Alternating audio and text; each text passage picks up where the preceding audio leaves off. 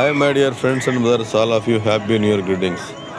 2025 సంవత్సరంలో ఒంగోలు జాతి పశు ప్రదర్శనలు బాగా జరిగి రైతులు పశు పోషకులందరూ సంతోషాలతో ఉండాలని, ఆయురారోగ్యాలతో సిరి సంపదలతో తొలతోగాలని మనసారా కోరుకుంటున్నాను.